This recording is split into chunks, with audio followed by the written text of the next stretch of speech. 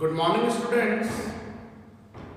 In today's class, now we are going to discuss about adjustment entries in a practical form. In previous class, we discussed about adjustment entries in a theoretical form. आज की class में हम इसको practically सम करेंगे. हमारी book है एक NCERT की जो बुक है उसका एक सम है वो हम प्रैक्टिकली करने जा रहे हैं. Question number 14 page number 85. Page number 85 में क्वेश्चन नंबर हमारा 14 है. इसको हम प्रैक्टिकली फॉर्म में कर रहे हैं. कुछ तो नॉर्मल एंट्रीज भी है और कुछ अपने पास में एडजस्टमेंट एंट्रीज भी. Outstanding prepaid expenses, outstanding expenses, accrued income, accrued income, advance income, interest on capital, interest on drawings, depreciation, ये सब चीजें. ये बोल रहा है इसमें समझे. Journalise the following transaction in the books of Harpreet brothers. Okay, Harpreet brothers एक प्रोप्राइटर है हमारे पास में. उसकी बुक्स में हमें एंट्रीज मेंटेन करनी है. सबसे पहले वो हमने हेडिंग पुट कर दी. Question number 14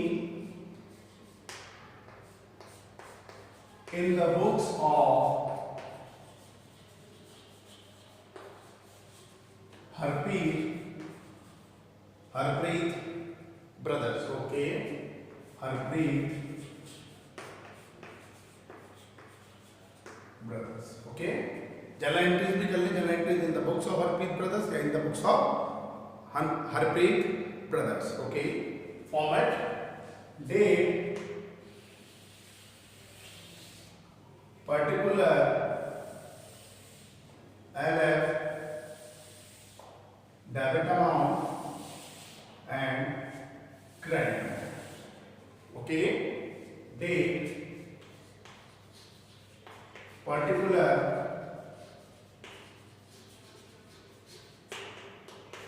LF amount debit and amount credit. Okay,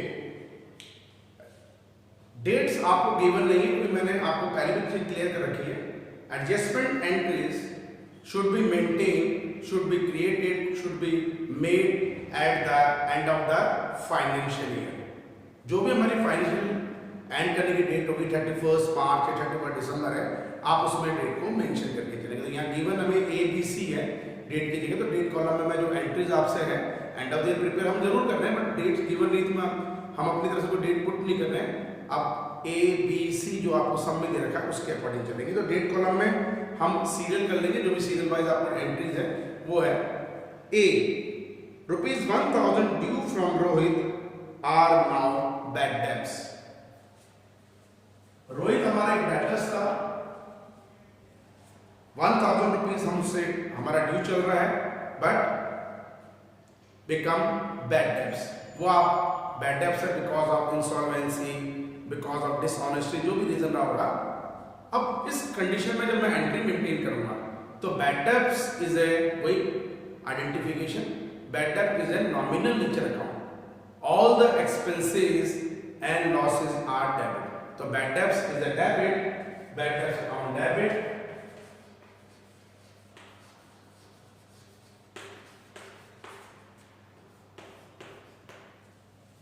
अब हमारा एक डेटर्स था रोहित, वो हमें अमाउंट गिवन नहीं करेगा तो हमारी एसेट्स में नेगेटिवली इफेक्ट पड़ रहा है. मैंने आपको कंडीशन बताई थी. हम ट्रेडिशनल अप्रोच में रियल, पर्सनल एंड नॉमिनल कर रहे हैं, बट आप जब एडजस्टमेंट एंट्रीज भी देख के चलेंगे तो उसमें थोड़ा हम एसेट्स एंड लायबिलिटीज के रूल फॉलो करेंगे. अगर कोई एसेट्स ट्रांजेक्शन में इंक्रीज कर रहा है शुड बी डेबिटेड, और कोई एसेट डिक्रीज कर रही है किसी भी रीजन से तो एसेट शुड बी क्रेडिटेड. यहाँ पे हमारा रोहित एक डेटर्स है जो करंट एसेट्स है बट वो डिक्रीज हो रहा है, वो हमें पैसे नहीं दे रहा, तो नेगेटिव इफेक्ट पड़ रहा है हमारे एसेट्स पे, शुड बी क्रेडिटेड. हम इस कंडीशन में अब डेटर्स को क्या कर लेंगे, क्रेडिट. नेगेटिव इफेक्ट है, हमने इसको क्रेडिट कर लिया है. लेकिन नाम है, हमें नेम गिवन है रोहित, तो bad debts account debit to, नाम है इसमें Rohit. Okay, ₹1000. Okay,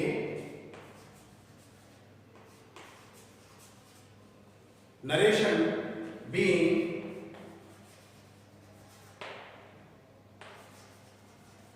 due amount on Rohit become bad debts. Okay, कोई एक लाइन का गैप है, लाइन ड्रॉ कर दीजिए यहाँ पे पर्टिकुलर कॉलम में। अब हम सेकंड एंट्री पे, सेकंड कंडीशन में आ रहे हैं एडजस्टमेंट एंट्री के ब्याह पे। Goods worth ₹2000 were used by the proprietor. ये तो बेसिक एंट्री हमने पहले भी कर रखी है कि प्रोप्राइटर ने अपने पर्सनल यूज के लिए गुड्स विड्रॉ करा है। It is known as drawings. ये हमारा ड्राइंग्स हो गया है।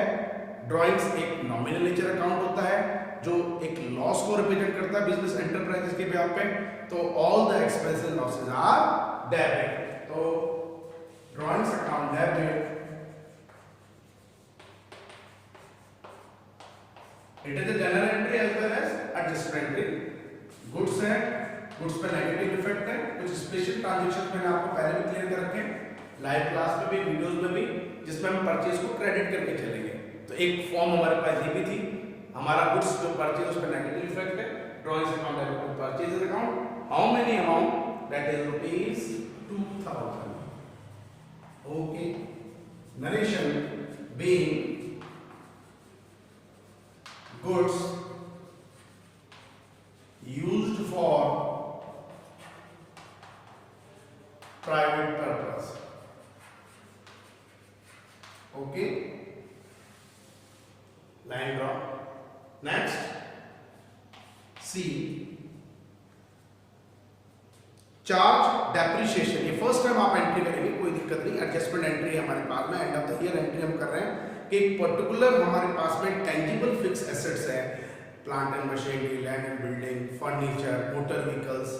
प्रीवियस वीडियो में मैंने आपको बताया था तो लैंड एक लॉन्ग टर्म इन्वेस्टमेंट डेप्रिशिएट नहीं होता है, बट लैंड में हमने कोई अगर बिल्डिंग बना रखी है, आपने कोई बिल्डिंग प्रिपेयर कर रखी है, तो आप उस पर डेप्रिशिएशन लगा सकते हैं। वही कंडीशन कर रहा है, charge depreciation at the rate of 10% per annum for 2 months on machinery costing 30,000।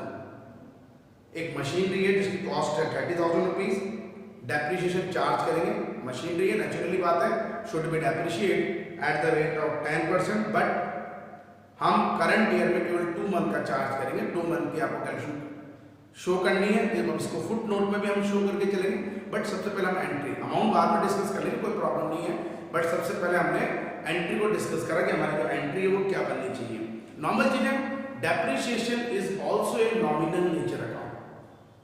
ये हमारे एसेट्स को डिक्रीज कर रहा है तो एक लॉस को रिप्रेजेंट करेगा।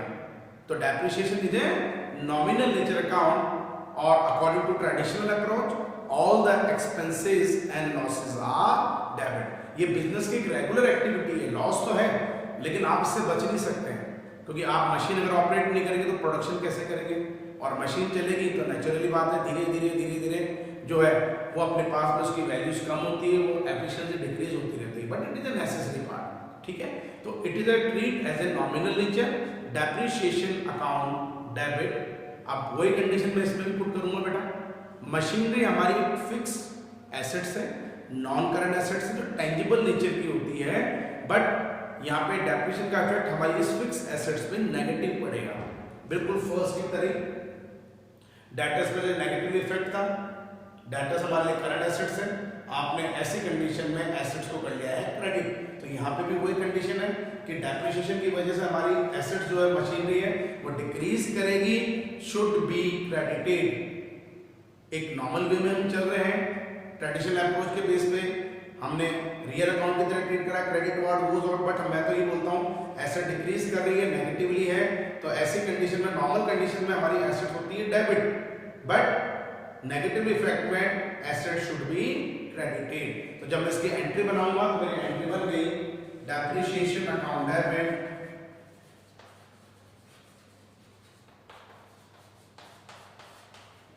To respective tangible fix assets. यहां पे हमें गिवन है मशीनरी टू मशीनरी अकाउंट। अब ये अमाउंट हमें डिस्कस करना है क्योंकि फॉर ए 2 मंथ हमें डेप्रिसिएशन लगाना है at the rate of 10%। Narration इसकी being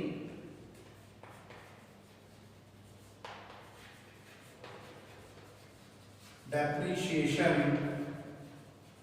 charged at the rate of 10% per annum for how many months? इसमें गिवन है हमें 2 मंथ. Okay, 2 month. अब इस अमाउंट को हम फुटनोट में या कैलकुलेशन भी कर लेते हैं, कोई बड़ा कैलकुलेशन नहीं है.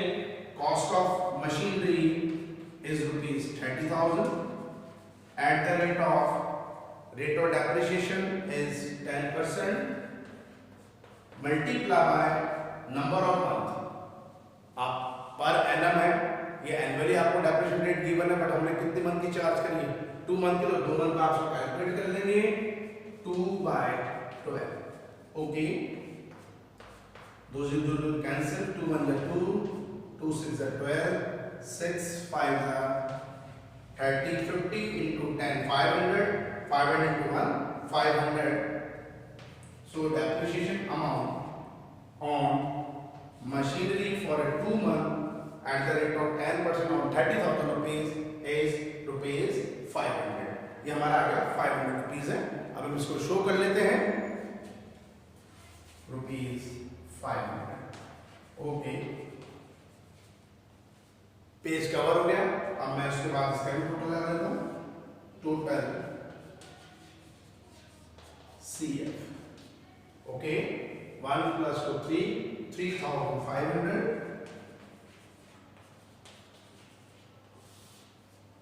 Okay, next. अब मैं नेक्स्ट बोर्ड में कवर कर रहा हूं एक particular LF amount debit, amount credit.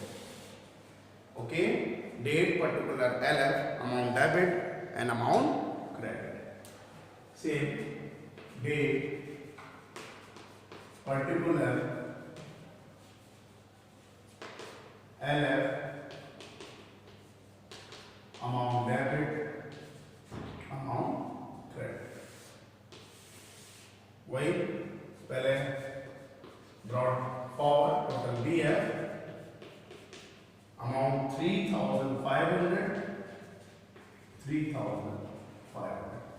Continue, एक लाइन का गैप देखें. नंबर 4 D, प्रोप्राइटर को उसकी कैपिटल पे एज पर रूल इंटरेस्ट भी प्रोवाइडेड हो रहा है. Provide interest on capital of ₹150,000 at the rate of 6% per annum for 9 months. यहाँ पे कंडीशन आपको ध्यान रखनी है. Listen carefully. It is the first year, financial year है, वो हमारा 9 मंथ लाई कर रहा है. That means interest on capital जो फर्स्ट ईयर में प्रोवाइड होगा किसी प्रोप्राइटर को, वो only for a 9 month. But उसके नेक्स्ट ईयर से जब रेगुलरली हो जाएगा तो interest on capital at the rate of 9 अपने पास में 6% पर annum है, वो उसको ईयर टू ईयर मिलता रहेगा पूरे ईयर का. अब इसमें भी थोड़ी कैलकुलेशन है, वो हम फुटनोट में रिकॉर्ड करेंगे, बट उससे पहले हम इसकी एंट्री बनाते हैं. Interest on capital, it is adjustment entry. Adjustment entry आप किस बिहाफ पे बना रही है? प्रैक्टिकल बात देखिए.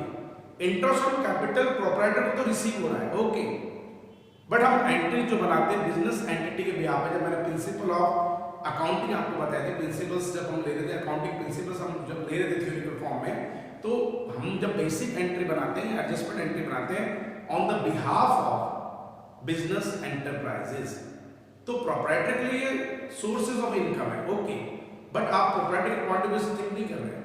आप किस पॉइंट ऑफ व्यू से सोच रहे हैं?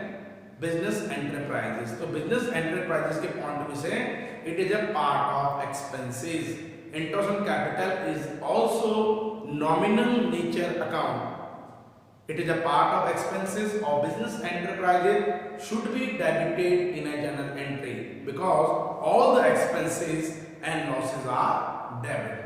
तो interest on capital हम जब एंट्री करेंगे, ये है हमारे पास C D point, should be debited. Okay, but capital पे इसका पॉजिटिवली इफेक्ट पड़ेगा. कैपिटल इंक्रीज करती है, इंटरेस्ट ऑन कैपिटल से हमारी कैपिटल ग्रोथ कर जाती है, इंक्रीज कर जाती है, और कैपिटल हमारे इंटरनल लायबिलिटीज होती है, और लायबिलिटीज अब वही कंडीशन है, एसेट इंक्रीज करेगा तो डेबिट और डिक्रीज करेगा तो क्रेडिट. लायबिलिटीज अगर इंक्रीज करेगी, क्रेडिट और लायबिलिटी डिक्रीज करेगी तो डेबिट। अपोजिट रूल हो गया, asset increase debit but liability increase credit, asset decrease credit but liability decrease debit. Okay, तो यहाँ पे हमारी कैपिटल इंक्रीज कर रही है तो इंटरेस्ट ऑन कैपिटल तो नॉमिनल नेचर के रूल के अकॉर्डिंग हम पार्ट ऑफ एक्सपेंसेस है, should be debited, but on the behalf of interest on capital amount should be increased. Internal liabilities increase कर रही है प्रोप्राइटर की, शुड बी क्रेडिटेड। तो हमारी एंट्री होगी इसमें, जिसमें entry interest on capital account debit to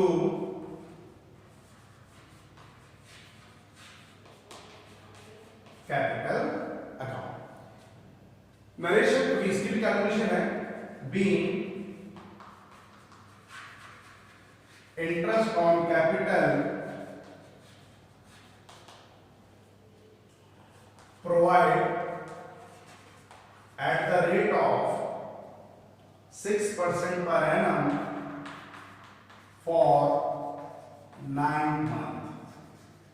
okay, ये अमाउंट हमें कैलकुलेट करना है, इसको फुटनोट में यही हम शो कर देते हैं। ठीक है,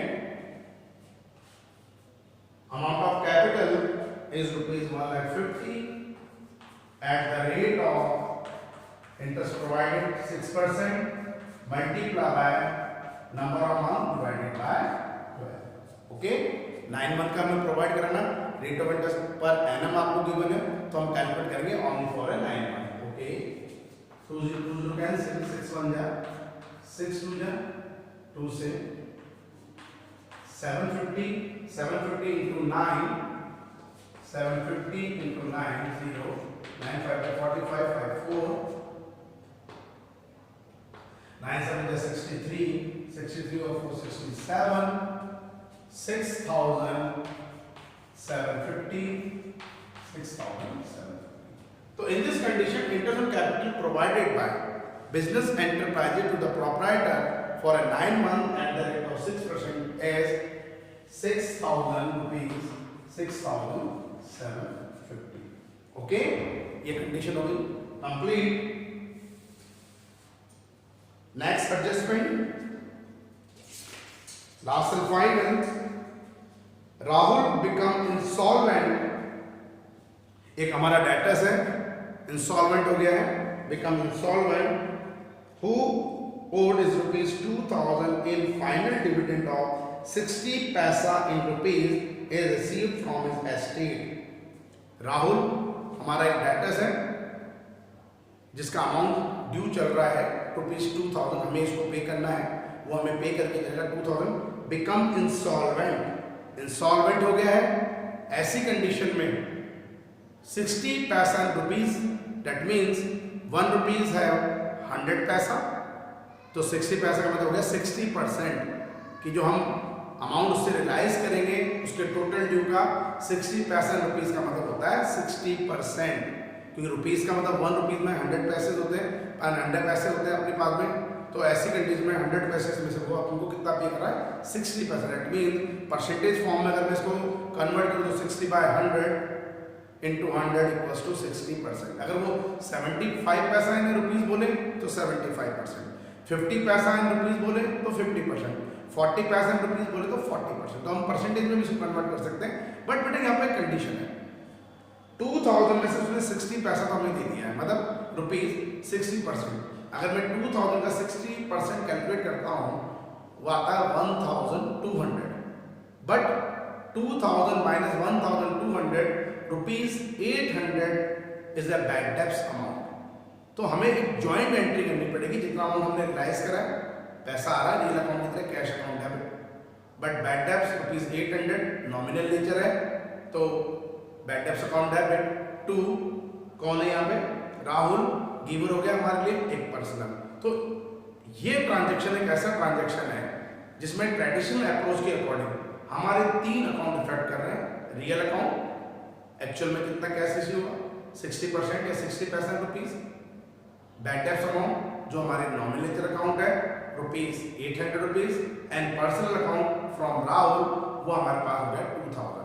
तो debit what's come in, cash आ रहा है, कैश अकाउंट डेबिट, नॉमिनल की तरह all the expense losses account debit, bad debts account debit, और giver is a credit to Rahul. तो अगर मैं इस कंडीशन में एंट्री करूंगा ई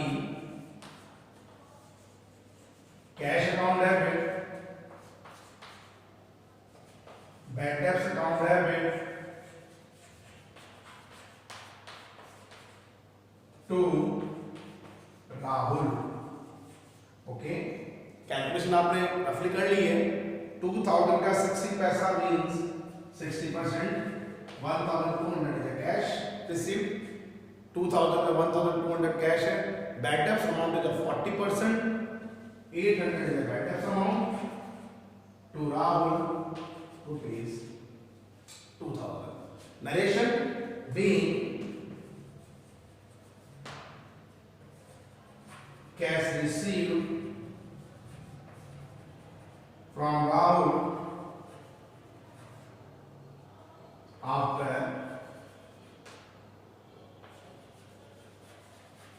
bad debts of his insolvency rupees 2000। ठीक है, नरेशन हमने शो कर लिया। अब फाइनल सारी एंट्री हो गई है, तो फाइनली एडजस्टमेंट एंट्री हम टोटल कर लेते हैं। Total 3500 plus 2000, 5500 plus 6750, 0512, 6612, 12250 and 12,250। Okay, तो आज की क्लास में हमने, आज के वीडियो में एडजस्टमेंट एंट्री को एक न्यूमेरिकल सम में, जो हमारी एनसीईआरटी का बुक का सम है, क्वेश्चन नंबर 14 हमने एप्लीकेबल करा है। प्रीवियस वीडियो में हमने इसको थ्योरिकल फॉर्म में इंप्लीमेंट करा था। आज की क्लास में बेटा हम ये प्रैक्टिकल कर रहे हैं। और भी सम होंगे नेक्स्ट वीडियोस वगैरह में, लाइव क्लास में हम हमारे ये चीज देख के चलेंगे, ये हम प्रैक्टिकल सम कर रहे हैं एडजस्टमेंट एंट्रीज का। बट एडजस्टमेंट एंट्री और जनरल एंट्री में मेन डिफरेंस यही होता है कि जनरल एंट्री एक रेगुलर बेसिस पे, रेकरिंग बेसिस पे आप मेंटेन करते हैं, मंथली बेसिस पे डेज वाइज मेंटेन करते हैं, जबकि हमने general adjustment entry at the end of year maintain करेंगे। तो आई होप आपको ये एडजस्टमेंट एंट्री आज के सब में क्लियर होगी।